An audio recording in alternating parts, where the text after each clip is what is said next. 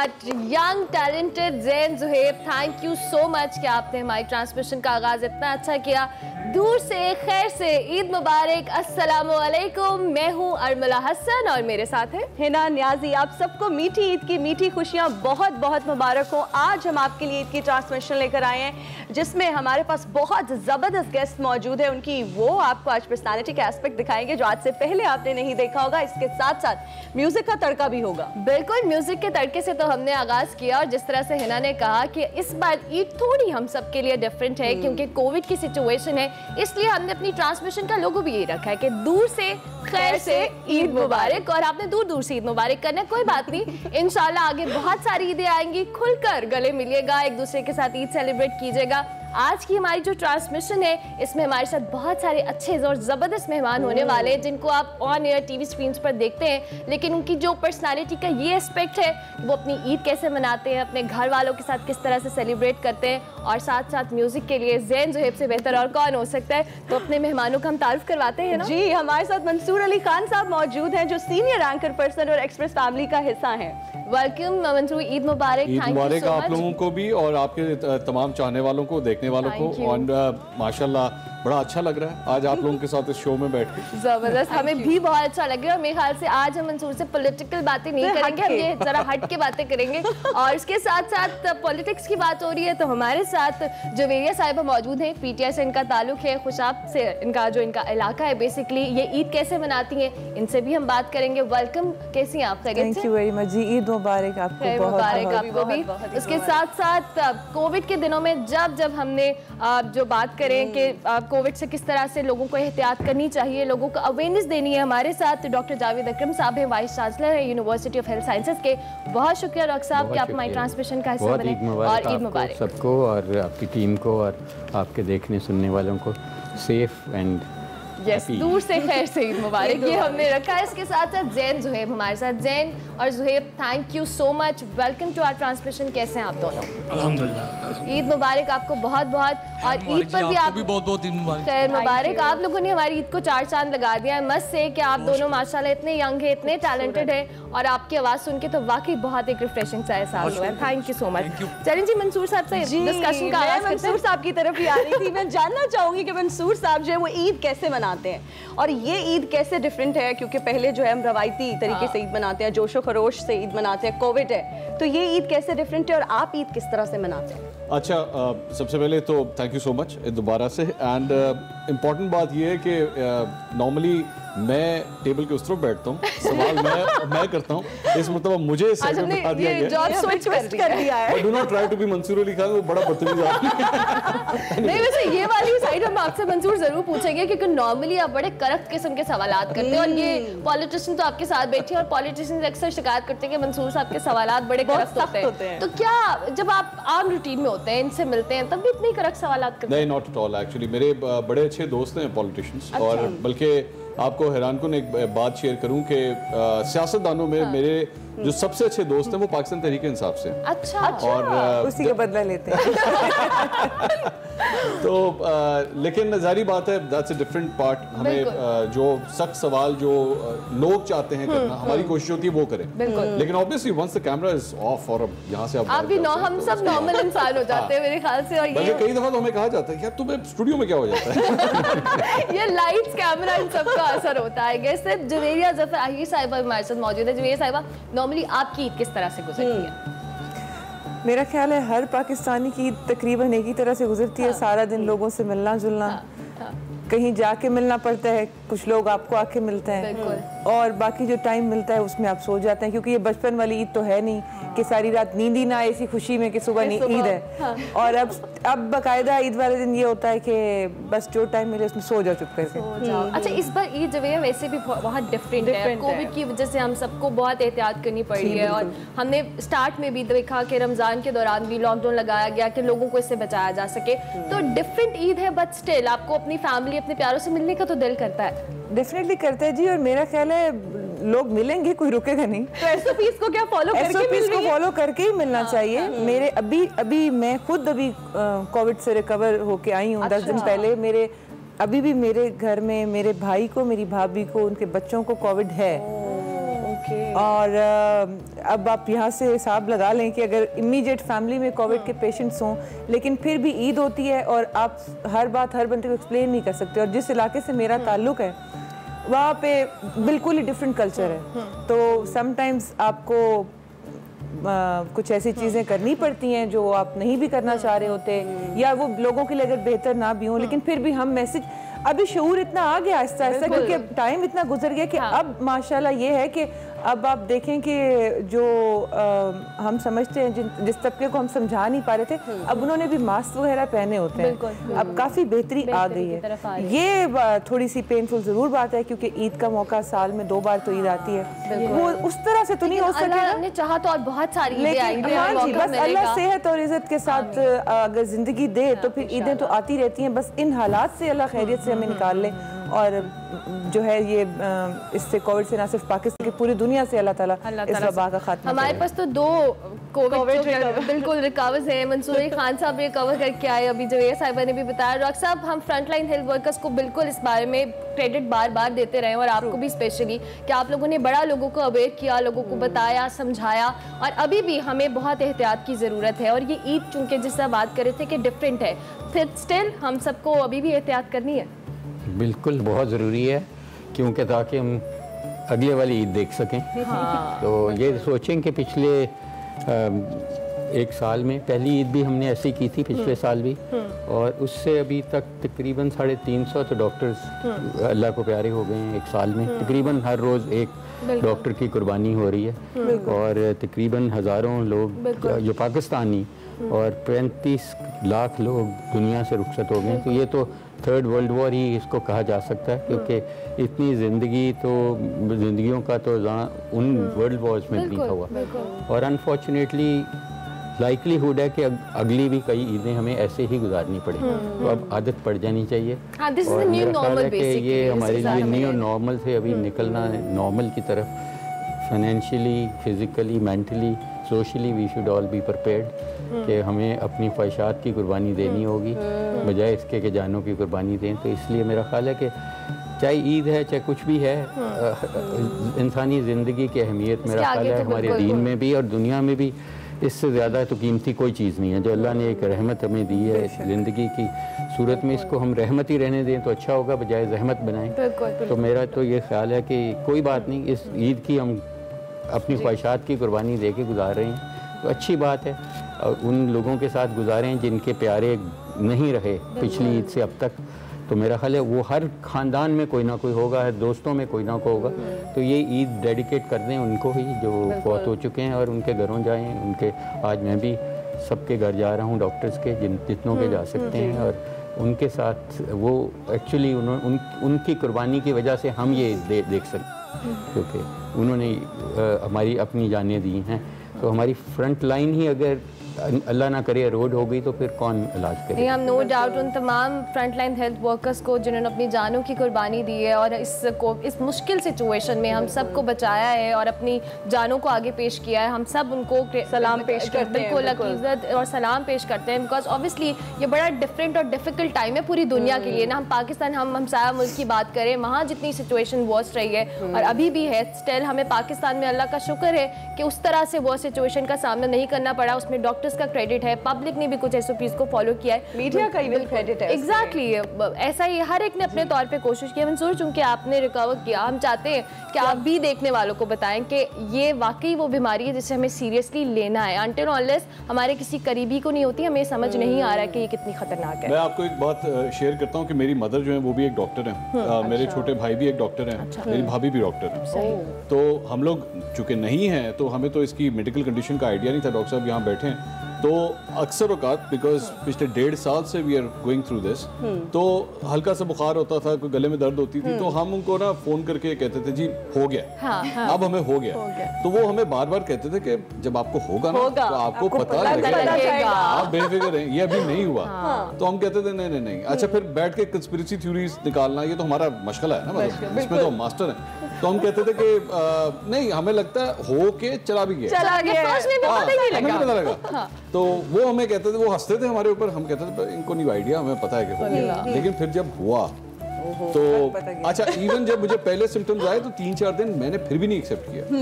तो बिकॉज मैं घर में सबसे आखिरी शख्स था, मेरे पूरे घर वालों को हो चुका था, मुझे आखिर में हुआ।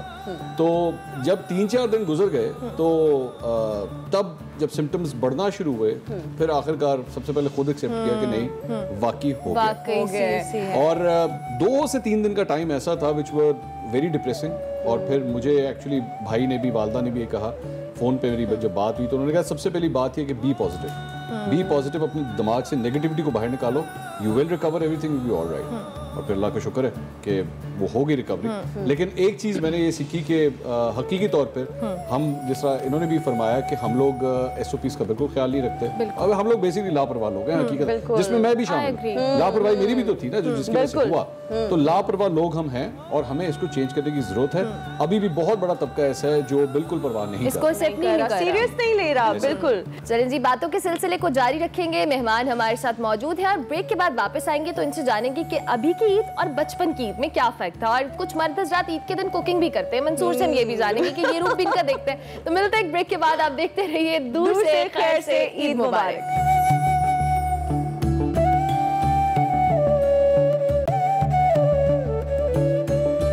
एक्सप्रेस न्यूज की खुसूसी ट्रांसमिशन दूर से खैर से ईद मुबारक में आपको एक बार फिर से खुशामदीद। हमारे मेहमान हमारे साथ मौजूद हैं। मंसूर अली खान हैं, जवेरिया जफर आहिर हैं, डॉक्टर जावेद अकरम हैं, ज़ैन ज़ुहैब हैं। रौनक लगी हुई है, ईद मना रहे हैं। अच्छा मंसूर, मैं ये जानना चाहूंगी कि पहले की ईद में, बचपन की ईद में और अब की ईद में क्या फर्क है? पहले पैसे मिलते थे, अब देने पड़ते हैं। सबसे इम्पोर्टेंट। अच्छा, कितनी ईदी दे देते हैं वैसे अगर बच्चे मांगते हैं घर में, क्योंकि एंकर पर्सन है तो आजकल जी आजकल जो घर के अपने बच्चे हैं तो उन्होंने तो खुद अपने रेट्स फिक्स किए हैं। अच्छा। मतलब या तो उनको कोई ना कोई चीज़ चाहिए होती है, लाइक प्ले स्टेशन या इस तरह की, उन्होंने पहले ईद आ रही है, मेरी ये बुकिंग है, तो वो पहले से डिसाइडेड होता है। या फिर अगर तो बात पैसों की हो तो आई थिंक आजकल इट्स बिटवीन 3000 5000। तो आपको पहली ईद कितनी मिली थी? मुझे पहली ईद जब मिली थी तो कितनी? मेरा ख्याल में शायद 50 रुपए थी। वाह, मैं इतना पुराना नहीं हूँ। नहीं, तब भी बहुत ज्यादा नहीं। अच्छा, नॉर्मली ईद पर ही होता है कि घर के मर्द हज़रात कभी कभी ना किचन की रिस्पॉन्सिबिलिटी संभाल लेते हैं कि हम कुकिंग कर लेते हैं, कुछ थोड़ी बहुत चीज। आपने कभी ऐसा किया है? 2 चीजें हमेशा ज़हन में रखिएगा कि अगर आप मुझसे करवाएंगे तो उसके कॉन्सिक्वेंसेस की डिजास्टर होगा। एक कुकिंग और एक सिंगिंग। अच्छा। हाँ, अगर नहीं, हमने तो आज सोचा था हमारे सामने बैठे हैं, सिंगिंग करानी है, हम तो ये सोच के आए हैं। अगर आप गाना सुनने की कोशिश करेंगे तो कान बंद कर लेंगे और खाना खाने की कोशिश करेंगे तो अपना गला पकड़ेंगे। चले, ये हम सिंगिंग वाले मामले पे गौर करेंगे। अच्छा, आपकी ईद जो एरिया किस तरह से गुजरती है? बचपन की ईद में आपको क्या सबसे ज्यादा कह लें आपकी फैंटेसी होती थी कि ईद पर ये होगा तो मेरी ईद बहुत अच्छी हो जाएगी? बचपन की ईद में मेरा ख्याल है हर बच्चे की यही फैंटेसी होती है कि पैसे मिलने हैं सबसे, और वो सारा दिन आपने खर्च करने इधर उधर घूम के। अच्छा, जो मुझे याद है। सही है। अच्छा, इसका मतलब और वो भी नए नोट, वो जो, और वो मतलब चाहे वो 10 रुपए का हो या 100 रुपए का हो या 1000 रुपए का हो, लेकिन वो होना नया चाहिए। नया होना चाहिए। और फिर समटाइम्स ऐसे भी होता था कि नए नोट ऐसे है कि आप इसको खर्च नहीं कर रहे, इसको तो पुराने नोट खर्च कर रहे। और वो सारी रात नींद नहीं आनी बिल्कुल भी, और बार-बार गिनते भी थे जो। हाँ बिल्कुल। और सारी रात नींद नहीं आती थी ये सोच के कि सुबह हम कहीं अगर हमारी आंख लेट खुल गई तो, और अब सुबह घर वाले उठा रहे होते हैं कि उठ जाओ, ईद वाले दिन भी अब तक सो रहे हो तुम लोग। ये आई एग्री। अच्छा, बड़ी लकी थी कि आपकी ईदी आपके पास ही होती थी, वरना जनरली तो माँ ईदी ले लेती है भाई, उनका ये मजाक नहीं रखा हुआ था हमने बिल्कुल। अच्छा, ये बड़ा जबरदस्त है, जबरदस्त। अच्छा, इसके साथ साथ ज़ैन ज़ुहैब भी है। ज़ैन ज़ुहैब, आपकी ईद इस बार कितनी डिफरेंट होती है और बचपन की ईद में सबसे ज्यादा इंटरेस्टिंग क्या लगता था? पहली तो ये बात कि हम अभी इतने बड़े नहीं हुए। मतलब बचपन अभी बचपन ही चल रहा है। और दूसरी ये बात कि हमारी नॉर्मली जो ईद गुजरती थी वो म्यूजिकली होती थी। हाँ। चूँकि फैमिली में ही म्यूजिक था। फैमिली में, हाँ। और गैदरिंग्स घर में इकट्ठी होनी। पहली ईदी कितनी मिली थी? पहली ईदी आई थिंक मुझे तो 100 था। 100 रुपए, हाँ, यही वाला होता है, सबका हिसाब यही होता था। जबरदस्त जबरदस्त। अच्छा, कॉलेज यूनिवर्सिटी की ईद भी मंसूर बड़ी डिफरेंट होती है, मतलब आपके फ्रेंड्स और फिर काज और सारी चीज़ें। सो आपके फ्रेंड्स के साथ अभी तक, कॉलेज यूनिवर्सिटी के दोस्त अभी तक इन कांटेक्ट हैं, उनके साथ ईद मिलन वगैरह होता है? बिल्कुल होता है। और हमने बेसिकली जो ईद के जो 3 दिन है उसको इस तरह डिवीजन की होती है कि पहला दिन जो है वो तो फैमिली का, obviously father mother brother in लोगों के साथ ईद मना ली। जो दूसरा दिन होता है वो नॉर्मली दोस्तों के साथ और जो तीसरा दिन होता है वो नॉर्मली प्रोफेशनल कॉलीग्स वगैरह जो है, क्योंकि वो भी आपको पता है मीडिया में आप भी हैं, मैं भी हूँ, तो बहुत से लोग हैं उनसे आपने मेल मुलाकात, पॉलिटिशियंस भी खास तौर पर बहुत से लोग होते हैं जिनके साथ जाके कुछ मिलना होता है, तो वो फिर तीसरा दिन इस तरह डिवीजन, लेकिन वो फ्रेंड्स जो स्कूल के फ्रेंड्स हैं उनके साथ अभी तक ये सिलसिला चल रहा है। बिल्कुल परफेक्ट। अच्छा डॉक्टर साहब, आप वैसे तो यूनिवर्सिटी को चलाना, स्टूडेंट्स पे कंट्रोल होना, घर की मिनिस्ट्री किसके हाथ में है ये हम जानना चाहेंगे। होम मिनिस्ट्री नहीं तो घर में किसका कंट्रोल है? जैसे स्टूडेंट्स पे तो आपको मुझे लगता है रोब दबदबा होम डिपार्टमेंट का। होम डिपार्टमेंट का अच्छा, तो फिर आपको तो ईदियां देती होगी बेगम, अगर कहती हैं कि फलाने को इतनी देनी है। हमने ये मजाक रखा ही नहीं, वो होम मिनिस्ट्री, फाइनेंस मिनिस्ट्री, सब कुछ उनके हाथ में। जबरदस्त। अच्छा डॉक्टर साहब, चूंकि आप जमहूरी निजाम जो है घर में डॉक्टर साहब आपने ईद जब, चूंकि आप डिफरेंट हो गई ऑब्वियसली हम सब के लिए, और मुझे लगता है जैसे अभी मंसूर कह रहे थे कि उनको भी याद है, आपको अपने बचपन की ईद में क्या चीज सबसे ज्यादा याद है जो आपके वालिद साहब या दादा या कुछ इस तरह की? बहुत यादें हैं, बहुत अच्छी यादें हैं। जाहिर है जिंदगी तो नाम ही इन्हीं चीज़ों का, अच्छी यादें क्रिएट करना और उन्हीं को रीलिव करना, तो जाहिर है ये ही एहसासा होती हैं हमारी। और ख़ासकर जब माँ बाप नहीं रहते तो फिर जो उनके साथ गुजारी होती हैं तो उनको याद करके हम थोड़ा सा दिल को बला लेते हैं। वो लोग बहुत लकी हैं जो अभी भी माँ बाप के साथ ईद गुजार सकते हैं। अनफॉर्चुनेटली मैं कम अज़ कम उनमें से नहीं हूँ, तो ये एक बहुत कमी महसूस होती है बहुत ज़्यादा, ख़ासकर ऐसे दिनों में। और ये ईद तो जाहिर है बहुत डिफरेंट है और इसका तो कभी इमेजिन भी नहीं था किया।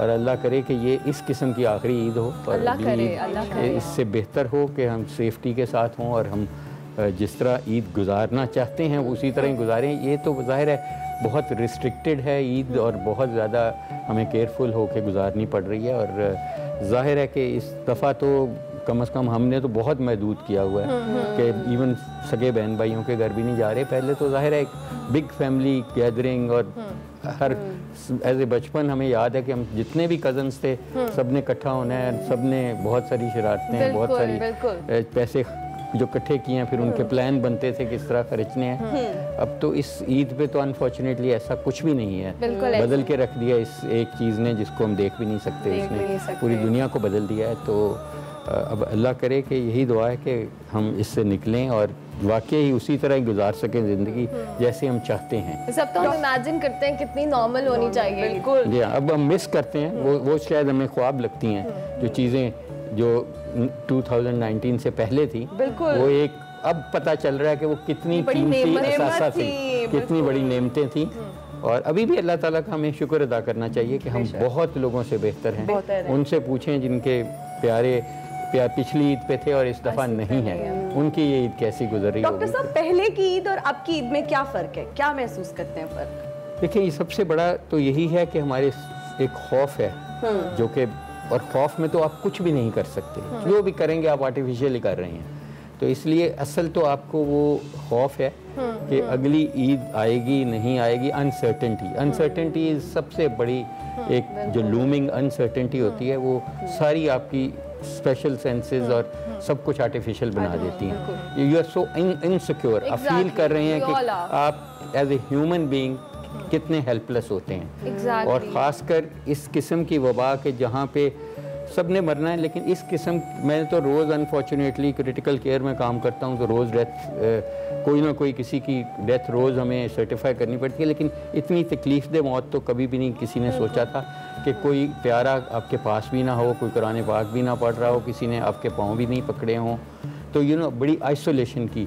तो इसीलिए वही जो हम कह रहे हैं बार बार के इट इज़ बेटर के to be careful than sorry, safe than sorry. तो ये बहुत ज़रूरी है कि हम उस वक्त से डरें और वक्त से बचें और एक दूसरे से दूर रह के ईद मनाएं, एक जितना दूर, बहुत जैसे आपने शुरू में कहा, बहुत अल्लाह करेगा ईदें आएंगी जब हम अपनी मर्जी से गले मिल सकेंगे सबको, जैसे भी करना चाहेंगे। लेकिन इस वक्त हमें दूर रह अपने आप को सर्वाइव। बिल्कुल डॉक्टर साहब, इसीलिए हमारी टैगलाइन भी ईद की गई है, दूर से खैर से ईद मुबारक। गुफ्तगू के सिलसिले को जारी रखेंगे। ब्रेक के बाद ईद के मौके पर हिना न्याजी ने वज़ीर आला उस्मान बुज़दार के साथ एक खुसूसी नशिस्त रखी। कुछ इंटरेस्टिंग बातें हुई, हमें सुना है कुछ सराइकी में भी गुफ्तगू, बहुत सारी बातें सराइकी में भी हुई है। चलिए ब्रेक के बाद आपको वो दिखाते हैं।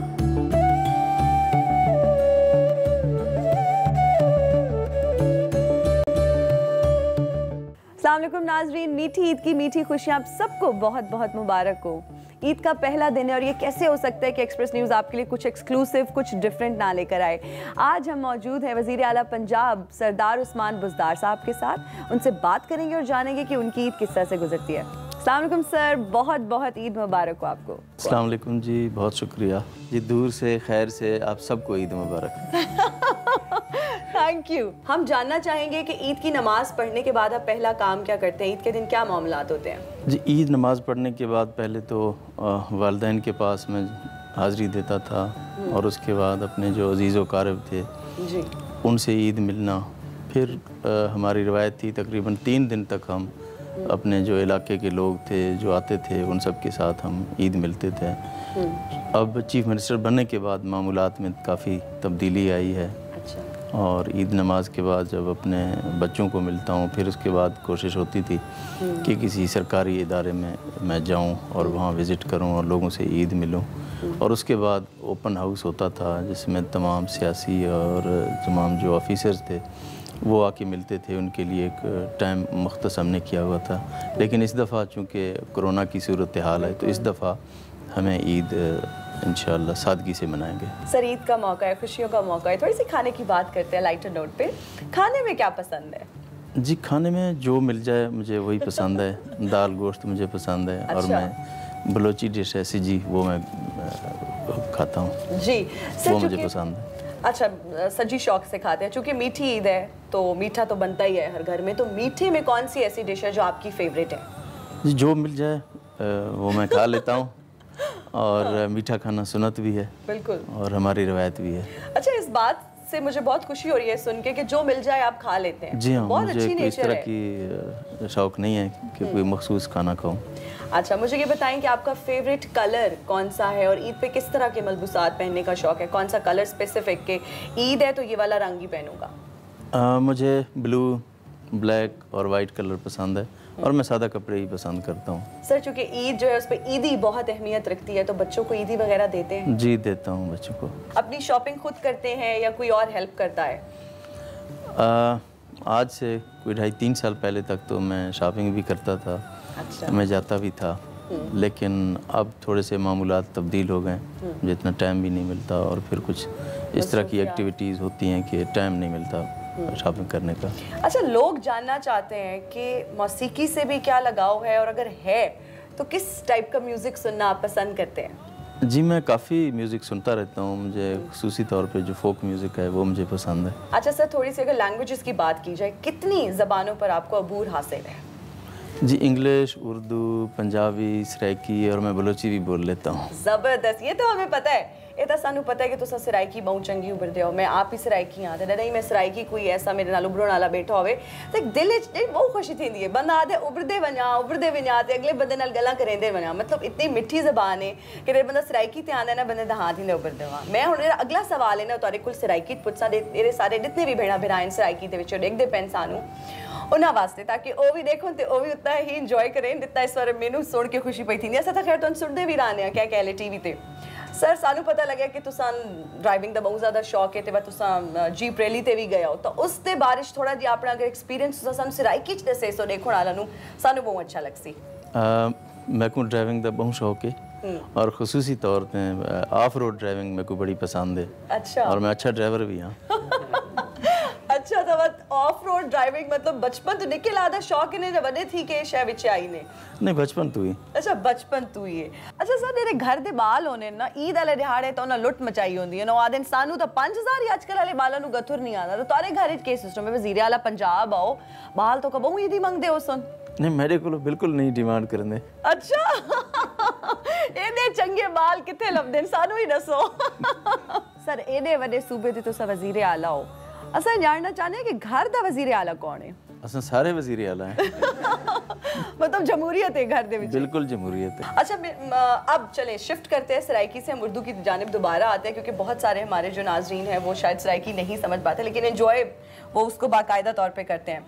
मुझे ये बताएं कि वज़ीर आला बनने के बाद क्या तब्दीली महसूस करते हैं और कैसा लगता है? क्या कोई अभी काम है ऐसा जो आप करना चाहते हैं या नहीं हुआ? आपकी कोई ख्वाहिश हो ऐसी कि यार ये काम है, ये मैं कर लेता तो सब सही है? नहीं, देखें कि पूरी कोशिश होती है ईमानदारी के साथ अपनी जो ड्यूटीज़ हैं आप उनको दें, अपने काम करें, लेकिन ये एक बहुत बड़ा सूबा है और बहुत मुश्किलात हैं, तो ये सारी चीज़ें फ़ेस करनी होती हैं। लेकिन अल्हम्दुलिल्लाह मेरी टीम पूरी मेहनत के साथ, ईमानदारी के साथ इस सूबे की खिदमत कर रही है। अच्छा, हम ये भी जानना चाहेंगे कि आप टीवी देखते हैं, अगर टीवी देखते हैं तो उस पर क्या देखते हैं? मॉर्निंग शोज़ देखते हैं, ड्रामास देखते हैं, क्या एग्जैक्टली देखते हैं, क्या है, टॉक शोज़ वगैरह?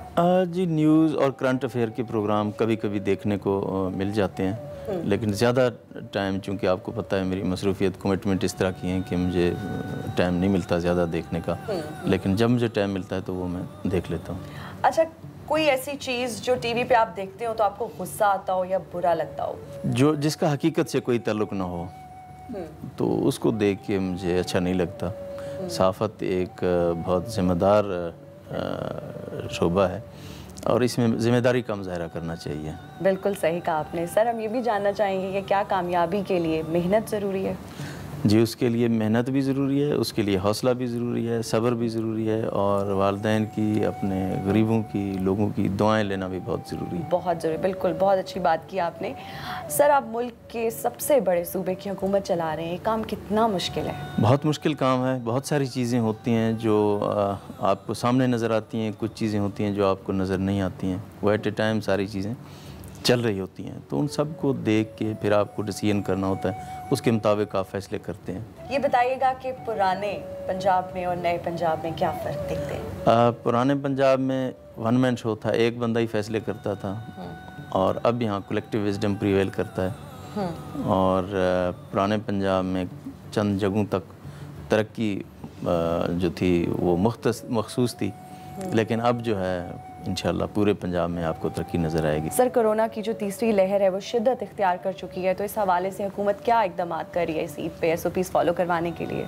जैसा कि आपको मालूम है कि अभी कोरोना के तीसरी लहर से हम गुजर रहे हैं और बड़ी मुश्किल सूरत हाल है और जो हमारे डेथ रेट्स हैं आप वो देखें तकरीबन 100 से कभी ऊपर और कभी नीचे रहती हैं। तो इस सूरत हाल में हमें बहुत एहतियात करना होगा और हमें बहुत सारी जो एहतियाती तदाबीर हैं वो करके ही हम इससे बच सकते हैं। इसके अलावा और इसका कोई चारा नहीं है। और वैक्सीन उसको हमें ज़रूर लगवाना चाहिए और जो हुकूमती जो उनके इंस्ट्रक्शंस हैं तो उनको ज़रूर फॉलो करना चाहिए लोगों को। सर, आप क्या समझते हैं कि ईद के मौके पर ये जो लॉकडाउन लगा हुआ है इसकी वजह से क्या कोरोना पर हम काबू पा सकेंगे? जी, इन SOPs पर अमल करके यकीनी तौर पर हम इससे बच सकते हैं। सर, अब देखने वालों को, जो हमारे नाजरीन आपको देख रहे हैं, एक्सप्रेसो या एक्सप्रेस न्यूज़ को जो लोग देख रहे हैं, क्या पैगाम देना चाहेंगे? जी, मेरा पैगाम उन सब देखने वालों के लिए ये है कि मेहनत करें और दूसरों का ख्याल करें और इस खुसूसी तौर पर इस ईद पे SOPs का ख्याल करें और घर से बाहर ना निकलें, मास्क का इस्तेमाल करें और जो हुकूमती अहकामात हैं और जो इंस्ट्रक्शंस हैं उनको फॉलो करें ताकि जो ये मूज़ी वबा है इससे निजात मिल सके। और ख़ुसूसी तौर पर अपने गरीब लोगों का ख्याल करें, अपने इर्द गिर्द के जो लोग हैं जो मुस्तक हैं उनका ख़ास ख्याल रखें, उनको अपनी खुशियों में शामिल करें। बहुत खूबसूरत मैसेज दिया उस्मान बुज़दार साहब ने कि गरीबों को अपनी खुशियों में ज़रूर शामिल करें, क्योंकि ईद का ये मौका होता है जिसमें हमने हर किसी को साथ लेके चलना होता है। बहुत शुक्रिया सर आपके कीमती वक्त का। दूर से खैर से ईद मुबारक। समा बांध देते हैं और मुझे लगता है कि ईद वाले दिन इनको सुनना दिल करता है सुनाते जाओ और हम लोग सुनते जाएं। थैंक यू वेरी मच कि आप लोग आए। और इसके साथ साथ जी अब चूंकि हमारे पास कुछ, हमने वैसे सोचा था कि मंसूर अली खान आज हमारे साथ होंगे, कुछ सियासी बात नहीं करेंगे, लेकिन अब इनको देख के सियासत की बात आ जाती, क्या करें। आज हमने इनके लिए एक रैपिड फायर राउंड रखा है। अच्छा, कुछ आपके पास हम कुछ नाम लेंगे, पहला जो आपके जहन में आएगा इंप्रेशन आपने हमें बता देना है, स्पॉन्टेनियस होना चाहिए। हाँ, कोई भी वर्ड आपको लग रहा है, ठीक है। अभी नाम लेती हूँ, इमरान खान। जल्दी कोई, जल्दी, रैपिड फायर राउंड। मेरे कप्तान। मेरे कप्तान। Qaim Ali Shah. Historic. Usman Buzdar. Useless. Shehbaz Sharif. Not a politician. Pervez Musharraf. wanted to be a politician. Asif Ali Zardari. Thinks he's a politician. Hina Pervez Bhatt. Trying to become a politician. Okay, perfect, not bad. चलिए, अब मैं आऊंगी जवेरिया की तरफ। जवेरिया, जो मैं आपको ये नाम बताऊंगी, what comes to your mind? आपने फौरन से बताना है, it's a rapid fire round. Maulana Fazlur Rahman. Rapid fire. हलवा। It should be rapid. हलवा। मौलाना साहब अब उम्र में मेरे से इतने बड़े, मैं उनको क्या कहूँ? कुछ भी normal, whatever comes to your mind, जो भी दिमाग में आता है उनका नाम सुनते ही। मेरे दिमाग में तो डीजल ही आएगा और तो कुछ नहीं आएगा। Sirajul Haq. Dishonest. Okay, that was Narendra Modi. Yes, he is. Narendra Modi. Narendra Modi, I don't even like to talk about him. वो किसी भी अल्फाज के काबिल ही नहीं है। Okay, Ayesha Gulalai. Ayesha Gulalai, a certified lawyer. Bilawal Bhutto Zardari.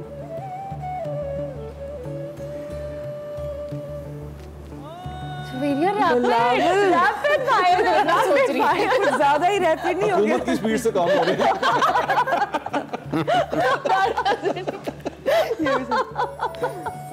Bilawal quick dependent politician. Javeri, आप जैसे जैसे स्लो बोलेंगे मंसूर के अंदर का एंकर पर्सन जागता रहेगा, आपको साइड से मंसूर तो एक मिनट के अंदर एक इतनी लंबी लंबी लाइन बोल देते हैं, तो फिर मेरा और इनका मुकाबला तो नहीं है ना। चले Farooq Sattar. Farooq Sattar, I don't know much about him. Okay, Donald Trump. Donald Trump, again मैं जो वर्ड बोलना चाहती हूँ मुझे टीवी पे बोलना नहीं चाहिए। अच्छा ठीक है। आप बोल दें, बीप लगा दें। Beep beep beep. अच्छा, मंसूर की तरफ दोबारा आते हैं। मंसूर, इनमें से किसी एक चीज का आपने इंतखाब करना है, ठीक है? कराची, लाहौर या इस्लामाबाद? लाहौर है। लाहौर। जमहूरियत या अमरीत? जमहूरियत। पार्लिमानी निजाम या सदारती? पार्लिमानी। गर्मियाँ या सर्दियाँ? सर्दियाँ। शहबाज शरीफ या नवाज शरीफ?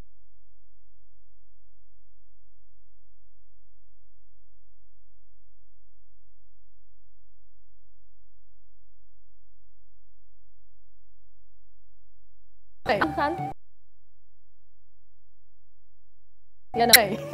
एक तो चूज करना पड़ेगा। मैं ये कर नहीं सकता इसलिए क्योंकि वो फिर लगेगा मैं किसी एक की साइड में। चले ठीक है, ये हम पास कर देते हैं। ठीक हो गया। चले जवेरी, आपकी तरफ आऊंगी। बतौर सियासतदान बिलावल को 10 में से कितने नंबर देंगी? -5। इमरान खान को? वो तो 10 में से उनको प्लस ही मिलेंगे ऑब्वियसली। अच्छा, एक्स्ट्रा भी देंगी। मुस्लिम लीग नून या पीपल्स पार्टी? Peoples party. चाय या कॉफी? कॉफी। गर्मी या सर्दी? सर्दी। इस्लामाबाद या लाहौर? इस्लामाबाद। आई थिंक ये ज्यादा क्विक था कि हाँ, उनको बहुत सियासत से रिलेटेड काम नहीं करने पड़ते हैं। तो मिलते हैं एक ब्रेक के बाद। आप देखते रहिए दूर से खैर से ईद मुबारक। अच्छा जी, डॉक्टर साहब, चूंकि अभी हमने रैपिड फायर किया, आपको सियासत में अब चूंकि हम नहीं उस तरह से कर सकते डिस्कशन, बट स्टिल आपको लगता है कि अभी की जो सिचुएशन है और कोविड को लेकर गवर्नमेंट की जो स्ट्रैटेजी रही या गवर्नमेंट ने जिस तरह से उसको प्लान किया, स्मार्ट लॉकडाउन्स किया, जैसे भी किया, are you satisfied with that? I think reasonably satisfied. मेरा ख्याल है थोड़ी सी देर से एक्शन में आई, लेकिन आई सही और सही आई। और जाहिर है फ़र्क आपके सामने ही है, इंडिया और हमारा। कोई जेनेटिकली इन्वायरमेंटली हम एक जैसे हैं, लेकिन कुछ ना कुछ तो अच्छा हुआ ही होगा इस साइड ऑफ द बॉर्डर के। हमारा वो अल्हम्दुलिल्लाह वो हशर नहीं हुआ जो उधर हुआ है।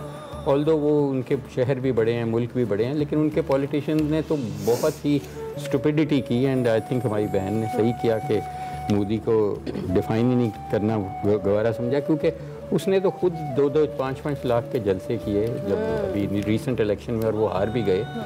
और फिर उनके जो मजहबी त्यौहार थे, कुर्द और ये वो जो उन्होंने गैंजीज़ में नहाए और जो भी किया, तो जाहिर है उसका बहुत ज़्यादा ट्रांसमिशन बढ़ी उससे। हमारे अल्हम्दुलिल्लाह पब्लिक भी रिस्पांस उनसे बहुत बेहतर था। आई विल नॉट से कि आइडियल था, अगर मैं कंपेयर करूं यूके से या किसी से, तो वो रिस्पांस तो एक्सपेक्टेड भी नहीं है हमारी पब्लिक से, लेकिन फिर भी आई थिंक पब्लिक ने एंड पे आके कुछ थोड़ी सी डिसिप्लिन दिखाया। वो अब पिछली ईद से ये ईद कंपेयर करेंगे तो डेफिनेटली ट्रांसमिशन कम हुई, उसमें बहुत ज़्यादा थी पिछले साल की ईद में। उस वक्त बहुत ज़्यादा हम वल्नरेबल थे। होपफुली अभी तो खैर ये 10 दिन बाद पता चलेगा, क्योंकि ये इंक्यूबेशन पीरियड है। अगर ये कोई हुई भी है इस वक्त ट्रांसमिशन, तो उसका रिजल्ट तो 10 दिन बाद पता चलेगा, लेकिन होपफुली इंशाल्लाह इतना नहीं होगा। वैसे भी मैं समझता हूँ कि पिछले कुछ 5-6 दिनों में कुछ पंजाब में और लाहौर में खासकर ईज आउट हुई है situation. Obviously Sindh is yet to get worse, मगर हमारी अल्हम्दुलिल्लाह अभी थोड़ी सी प्लेटिंग साइड पे हुई है, but it is too early to conclude कि ये चली गई है। अभी तो बहुत लंबा सफ़र है, we should be looking at 4 to 5 years अगर हमारी वैक्सीनेशन प्रोग्राम को हमने एक्सेलरेट कर लिया तो। अब आई थिंक मेन डिटर्मिनेंट जो होगा वो वैक्सीनेशन होगा, और जब तक हम 75% ऑफ द वर्ल्ड वैक्सीनेट नहीं हो जाती ये हिस्ट्री नहीं बनने वाली ये बीमारी। तो इसलिए हमारी पूरी तमाम तर कुव्वत और कोशिश यही होनी चाहिए कि अपनी अपनी पॉपुलेशन जितनी जल्दी वैक्सीनेट कर लें, क्योंकि मेरा ख्याल है वैक्सीन में ये बहुत इंपॉर्टेंट है कि nobody is safe unless everybody is safe. तो that is what we need to do कि पूरी प्लेनेट को वैक्सीनेट करना ज़रूरी हो जाएगा। चाहे अमीर मुल्क हो भी जाएं तो ये वल्नरेबिलिटी उनको रहेगी अगर गरीब मुल्क लैग बिहाइंड करेंगे, और इसी वजह से उन्होंने कोवैक्स बनाया। और कोवैक्स का जो कंसोर्शियम है वो कोई आसान नहीं किया उन्होंने हमारे मुल्कों पे, उन्होंने अपनी प्रोटेक्शन के लिए बनाया कि क्योंकि वो तकरीबन हर्ड इम्यूनिटी की तरफ जा रहे हैं इस वक्त, खासकर यूके, खासकर इज़राइल ने 81% को वैक्सीनेट कर भी लिया है, और वहाँ पे इस वक्त वो सारा कुछ ख़त्म करके नियो नॉर्मल से नॉर्मल की तरफ जा रहे हैं। तो लेकिन वल्नरेबिलिटी उनकी रहेगी जब तक कि वो बाकी हमारे जैसे मुल्कों को भी वैक्सीनेट करेंगे। डू यू अग्री, जैसा डॉक्टर साहब ने कहा कि हमें अभी वैक्सीनेशन पे ज़्यादा फोकस करने की ज़रूरत है, क्योंकि जिस तरह से SOPs फॉलो किया जाए बट स्टिल पूरी दुनिया इससे इफेक्ट हुई है, और जब तक हम पूरी पॉपुलेशन को या 75% को वैक्सीनेशन नहीं लगाएंगे तब तक थोड़ा मुश्किल होगा हमारा। मुझे एक चीज़ का जो फील होता है, और जाहिर बात है मैं खुद भी एक मतलब कोविड सर्वाइवर ही मैं लफ्ज़ इस्तेमाल करूँगा, और वैक्सीन के हवाले से भी मेरा एक शॉट अभी तक लग चुका है, so I am also waiting for my second shot. लेकिन मुझे लगता है कि हमारे यहाँ पे हमारी पब्लिक में ना बहुत से डाउट्स हैं, इवन वैक्सीन को लेके पता नहीं क्या हो जाएगा। मैं पढ़े लिखे लोग, बहुत पढ़े लिखे लोग मुझसे बात करते हैं, और वो जिस किस्म की उनकी कंस्पिरेसी थ्योरीज दिमाग में चलती है, आई थिंक गवर्नमेंट को जरा इसके ऊपर फोकस करने की जरूरत है कि जो इस किस्म की जो डाउट्स हैं लोगों के ज़हन में, they should be cleared out, ताकि ये जब तक आप नहीं करेंगे उसका कोई फायदा नहीं। वेरी रिलक्टेंट, मतलब मुझसे तो चंद ऐसे रिडिकुलस सवाल किए गए रिगार्डिंग द वैक्सीन। अच्छा, ये मुझे जब उनको पता लगता था कि मैंने लगवाई है, अच्छा उसके बाद फिर ये हुआ था, ये हुआ था, कुछ नहीं हुआ था, सिर्फ एक टीका लगाया, दैट्स इट, कुछ भी नहीं हुआ, नथिंग। तो मेरे ख्याल में डाउट्स को जरा क्लियर करना बहुत जरूरी है। Government is trying it's best, मैं इस पे बल्कि तारीफ करूंगा इस बात पे कि वो वैक्सीन ला रहे हैं, हर मुमकिन कोशिश कर रहे हैं। वैक्सीनेशन पॉइंट्स उन्होंने बहुत खोल दिए हैं, वहाँ पे लोगों का जो पहले शुरू में रश था वो काफी हद तक खत्म हो गया है। आई नो पीपल जो गए और 5 मिनट में वैक्सीन लगवा के आ गए, दैट वाज वेरी गुड। तो ये डाउट्स को क्लियर करना, जिस तरह हमने पोलियो के कतरों के हवाले से पूरी एक कैंपेन रन करनी पड़ी, अभी भी बहुत से लोग उस पर भी डाउट करते हैं। We need to clear these things. Still हम भी अपने प्लेटफॉर्म से बार बार कहते हैं कि अगर हम फ्रंट लाइन हेल्थ वर्कर्स लगवा रहे हैं, हम सब, जैसे मंसूर ने कहा वो भी लगवा रहे हैं, हम सब इस चीज में इनिशिएट करें, वॉलंटियर करें, क्योंकि हमने जब तक वैक्सीनेशन नहीं लगेगी, ऑब्वियसली ये प्रिवेंशन है कि आप कोविड से बच सकें, उसकी इंटेंसिटी कम हो सके। सो एहतियात आपने फिर भी करनी है। हमें एक ब्रेक लेनी है, ब्रेक के बाद हाजिर होंगे। आप देखते रहिए दूर से खैर से। ईद मुबारक।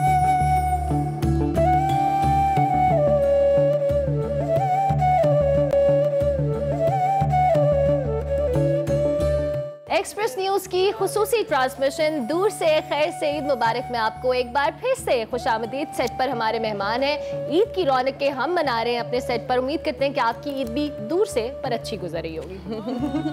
और हमारे साथ मेहमान हैं, हम मंसूर अली खान हैं, जवेरिया साहिबा हैं, और डॉक्टर जावेद अकरम है। चूँकि हम ट्रांसमिशन के अख्ताम की जानिब जा रहे हैं, हम चाहेंगे कि हम अपने मेहमानों से एक एक मैसेज लें। मंसूर, आपसे हम आगाज़ करेंगे कोई मैसेज ईद की मुनासबत से, कोविड की मुनासबत से हमारे देखने वालों के लिए।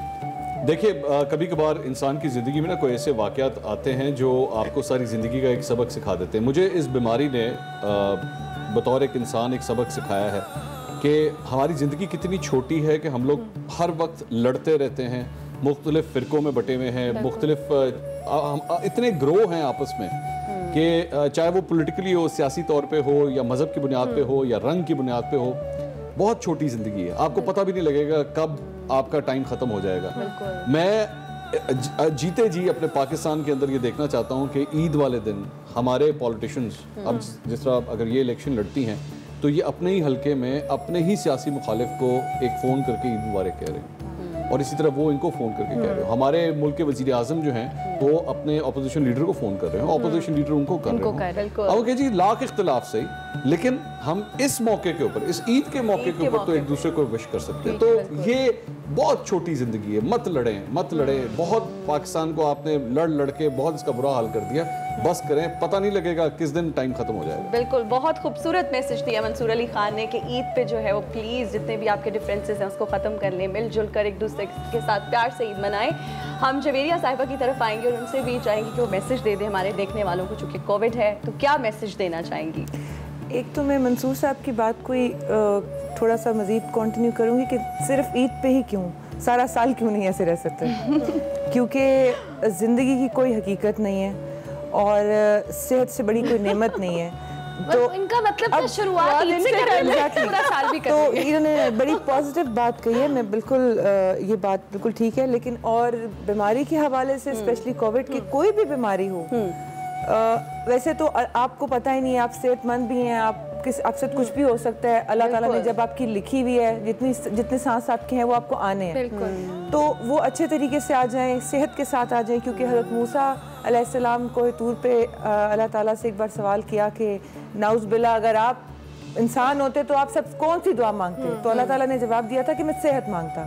तो मुझे मैं भी जब बीमार हुई और कोविड हुई तो मुझे आइडिया हुआ कि वैसे तो पता है, ईमान भी है हमारा कि ये ज़िंदगी दुनिया फ़ानी है और कोई इसकी हकीकत नहीं है, लेकिन बीमारी पे जब आप बेड पे होते हैं ना, फिर आपको वो चीज़ें भी आपको समझ में आती हैं कि आप तो कुछ भी नहीं है, आप इंसान में गुरूर, तकब्बुर और चीज़ें ये आई कहाँ से, क्यों आ गई? कोविड को प्लीज़ सीरियस लें। कोई भी बीमारी, वैसे तो आम सा सर का दर्द भी बर्दाश्त नहीं इंसान से होता, सो इसको अब एक लाइफ पैटर्न हमें चेंज करना पड़ेगा। जिस तरह से हो रहा है, जैसे डॉक्टर साहब फरमा रहे थे, हमें अब अपना एक सारा जो सिलसिला है वो तब्दील करना पड़ेगा, अपने आप को मेंटली उसके अंदर मतलब उसको करके।